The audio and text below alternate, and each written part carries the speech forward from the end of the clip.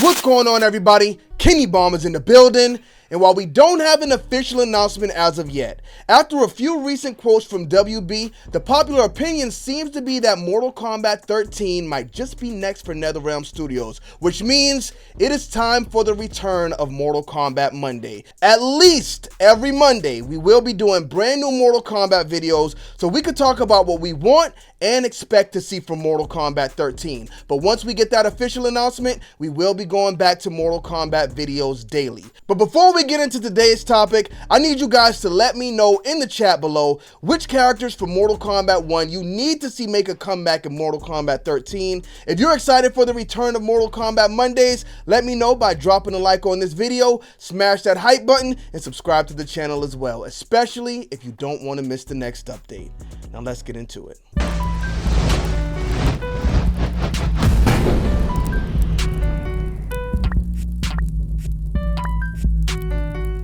Run, boy, they coming on. Alright, so this video will surely ruffle some feathers because, in my opinion, Mortal Kombat 1's roster is the greatest collection of Mortal Kombat characters we have ever seen. But unfortunately, all of them can't move forward to the next game because there are some other characters we need to plug in here. So who gets left behind? Starting off with the first character we have here, it's Noob Saibot. One of my favorite characters in the Mortal Kombat universe, but if you ask me, I think the guy couldn't have shown up at a worse time.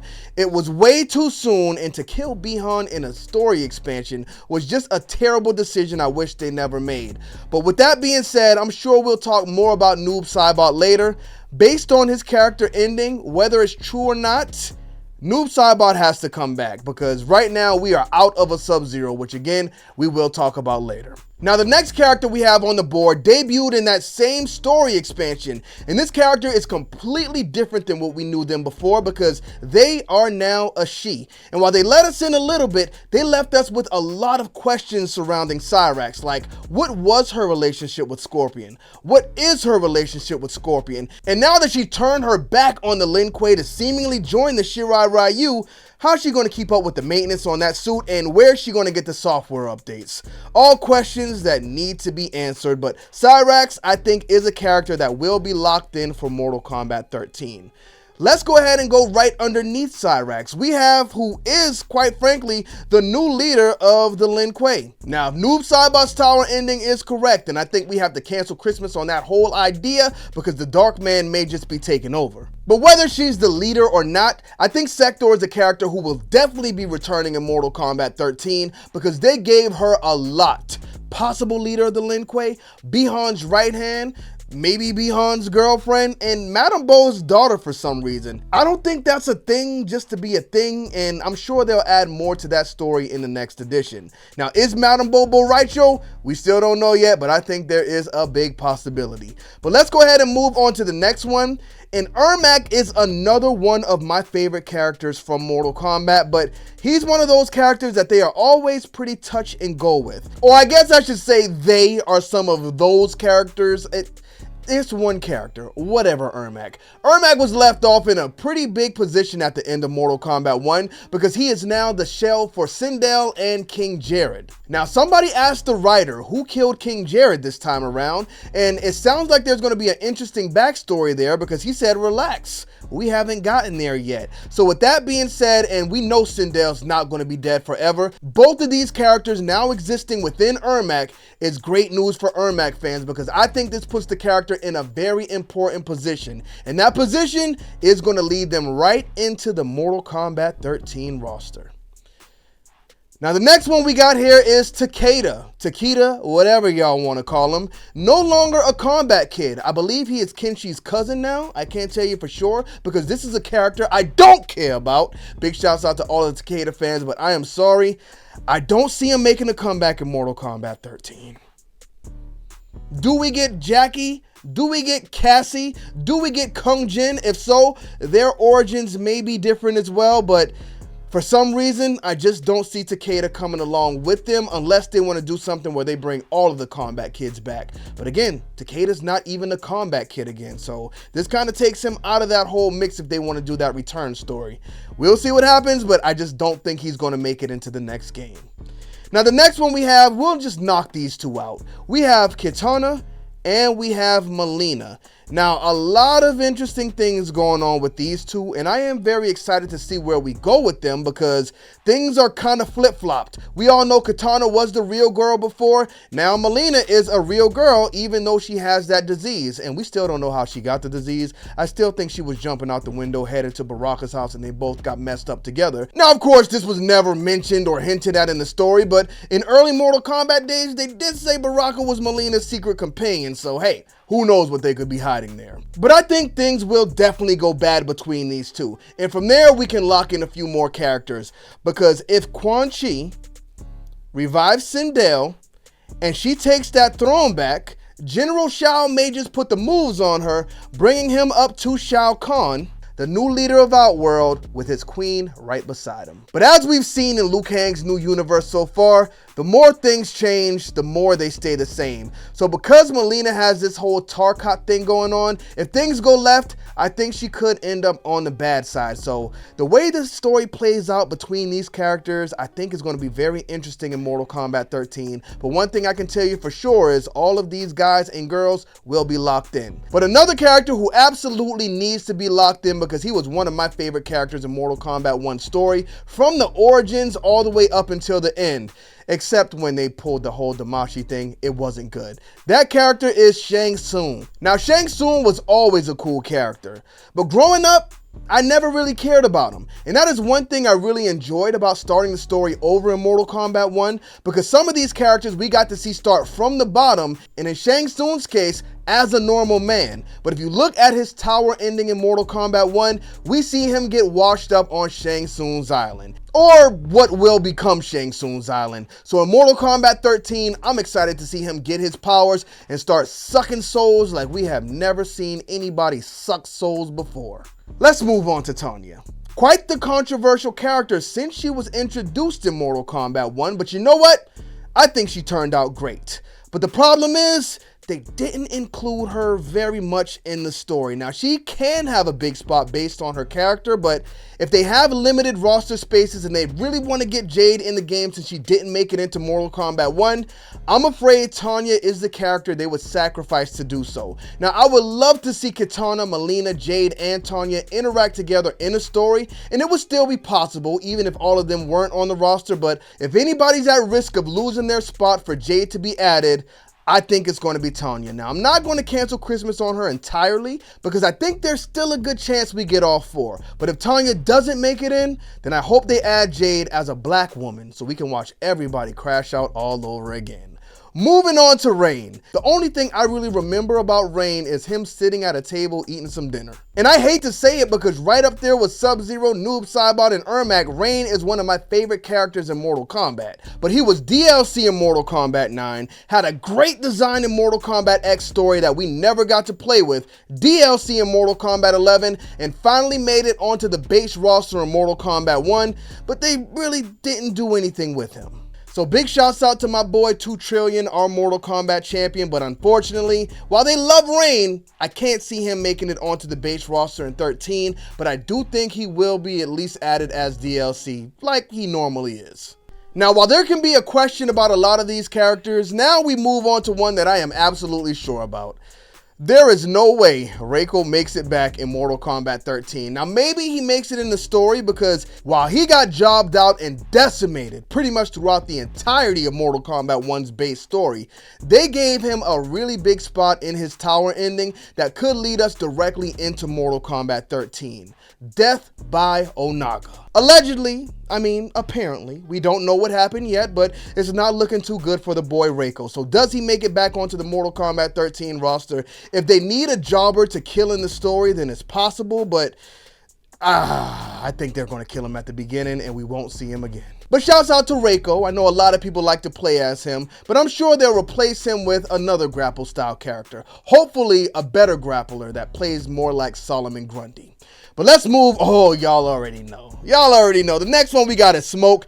They are going to cancel Christmas on Smoke in the Mortal Kombat 13 story. Now, as much as I would love to keep that red marker on this crybaby character, unfortunately, I'm pretty sure he's going to be making his way onto the base roster in Mortal Kombat 13. But that doesn't mean they're not going to kill him, though. If you think about Mortal Kombat 1, we saw Cyber Smoke all over Invasions, and they gave us a lot of skins and a lot of new skins for us to buy, but Cyber Smoke was never there.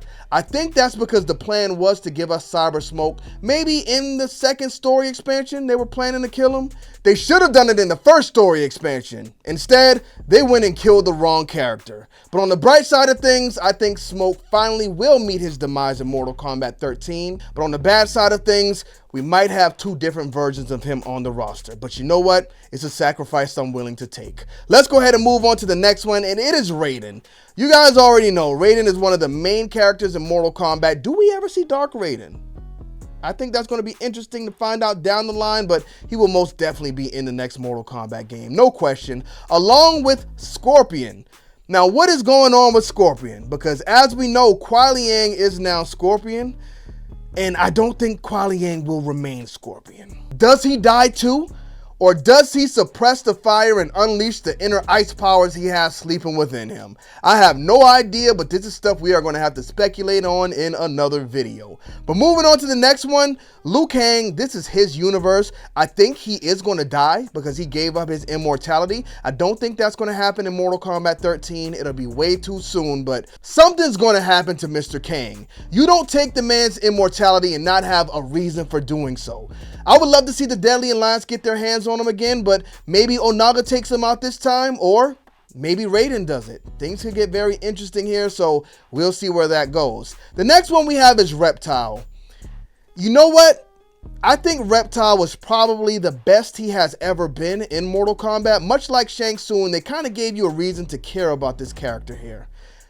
I think Reptile should be a lock-in, but for some reason, I feel like he is in the danger zone. Are they going to kill Reptile?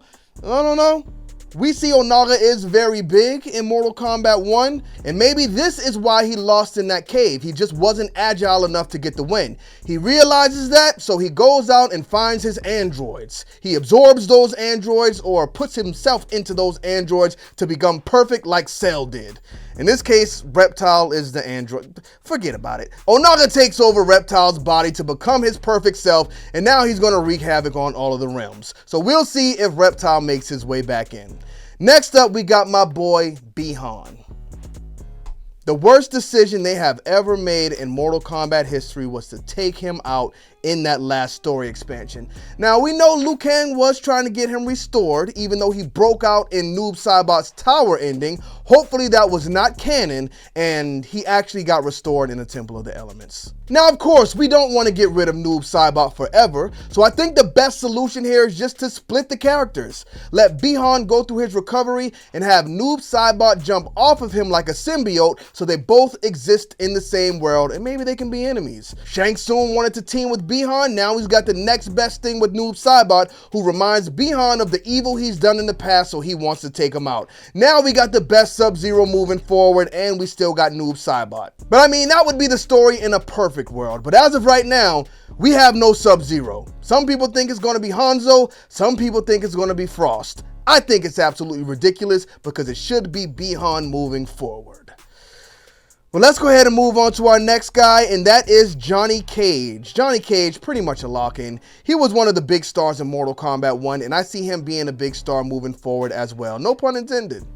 Kung Lao, absolutely going to be making it back as the right hand for Raiden. Now, Kung Lao is a character who could actually die at any time, so I wouldn't be surprised if we see that in Mortal Kombat 13 or if it happens down the line. But Kung Lao is a character they can always use to kill off for shock value, so if they are planning to tell the story of this new era in 3 games, then I actually wouldn't be surprised if it happened in Mortal Kombat 13. Now, the next one, I think Li Mei is a wobbler. She was pretty important to Mortal Kombat 1's story, and you know what? I'm still going to say she's a wobbler. I am not locked in on Li Mei returning yet. I think she may pop up in the story if she's not on the roster, but I could see it going either way with her. Moving on to Kenshi, I think Kenshi's a lock-in. Right there with Johnny Cage, Kenshi was actually one of the main characters in Mortal Kombat 1. And there might be a little bias in there because Kenshi is one of my favorite characters from the 3D era. Now, the next one we got is Ashura. Made her way back in Mortal Kombat 1, and the best they could do is pair her up as Reptile's girlfriend. I think they are going to cancel Christmas on Astra, and we probably won't see her back for a very long time. And I know there's a lot of Astra fans out there, but hey, it's not my fault. I don't make the rules. Like I said, everybody can't come back. And I'm going to go ahead and throw another red one on the board here as well, because Natara, what did she do in Mortal Kombat 1 story? If they're going to bring her back and give her a bigger spot, then yes, she absolutely should come back. This is one of the characters I wanted to see come back more than anybody else before Mortal Kombat 1. But when they added her in my opinion, unfortunately, she did not deliver. Let's go ahead and move to the next one. And I think this is another... Havik, another one of my favorite characters from the 3D era. But oh my goodness, was he butchered in Mortal Kombat 1. I think we might have only seen him in like one scene on the base story, and that's when he was getting his head dumped in some lava.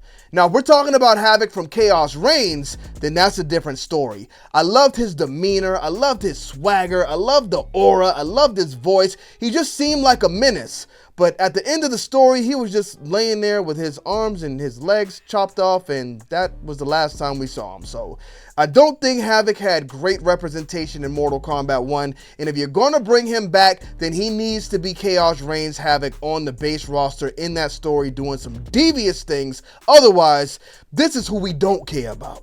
But moving on to the next one we have on this list, that is my boy, Baraka. Another one of my favorite Mortal Kombat characters, but as we know, Baraka is another wobbler. Sometimes they love him and they want to bring him back. Sometimes they leave him off of the roster. Now, I think there is a lot more story to tell with Baraka because of the whole Tarkat thing and Mileena having it. But the question is, do they need Baraka to tell that story? Personally, I would love to see him added in the game. Baraka is one of our classic characters from Mortal Kombat 2. So I think just like Sub-Zero, just like Scorpion, Baraka is a guy who should always be locked in. But unfortunately, as we've seen in the past, that's not the case. Does he get the lock for Mortal Kombat 13? I think it's 50-50. It's a wobbler. And the last character we have from the Mortal Kombat roster on this list is Geras.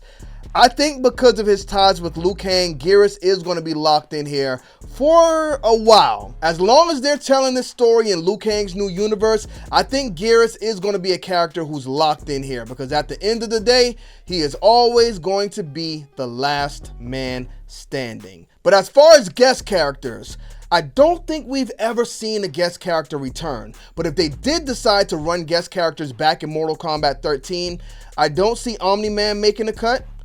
I don't see Peacemaker making the cut. I don't see Homelander making the cut. I definitely don't see Conan making the cut. You know what? We've had a lot of horror characters as guests. So if they decide to run back characters like Leatherface, Freddy Krueger, I think there's a chance Ghostface could make it back in the game as well. Now, as far as T-1000, I don't think he's ever coming back. But I would love to see a character on the base roster who bleeds like T-1000 bleeds because that would make it so much easier for us to do fatality reviews on YouTube. So hopefully Netherrealm Studios gives us some type of Chrome-like character with T-1000's blood in Mortal Kombat 13 on the base roster. That way we can do it day one. But that's my list, y'all. I think we got too much green on the board, so I think a lot more of these characters are getting cut. Who would y'all cut from this roster in order for us to get some of the characters that we missed in Mortal Kombat 1 and maybe some new characters? Would y'all like new characters? Let me know in the comment section. But thank y'all for tuning into this video. Don't forget to drop a like on it and smash that subscribe button if you have not already. Bomb Squad, let's get to that.